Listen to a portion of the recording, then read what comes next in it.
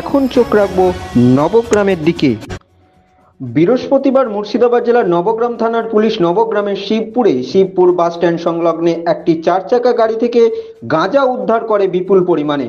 গাড়িটি উত্তরবঙ্গের দিক থেকে নদিয়ার দিকে যাওয়ার সময় নবগ্রাম থানার শিবপুর বাস স্ট্যান্ড সংলগ্ন এলাকায় নবগ্রাম থানার পুলিশ নাকা চেকিং করার সময় 12 নম্বর জাতীয় সড়কের উপরে উদ্ধার করে ওই বিপুল পরিমাণে গাঁজা। পুলিশ সূত্রে জানা যায়, গাড়িটির ভিতর থেকে বিভিন্ন জায়গা থেকে খোঁজাখুঁজি করে বিপুল পরিমাণে গাঁজা উদ্ধার করে, যেটির পরিমাণ জানা যায় প্রায় 36 কেজি 900 গ্রামের মতো। এতে নবগ্রাম থানার পুলিশ একজনকে গ্রেপ্তার করেছে বলেও জানা যায়। গ্রেপ্তার হওয়া ব্যক্তির নাম সন্তোষ বর্মন বলে জানা যাচ্ছে।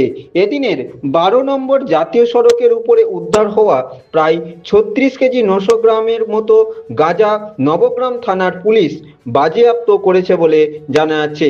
নাকা চেকিংয়ের সময় উপস্থিত ছিল লালবাগের এসডিপিও, সিআই এবং নবগ্রাম থানার ওসি ইন্দ্রনীল মাহান্ত সহ অন্যান্য অফিসারেরা।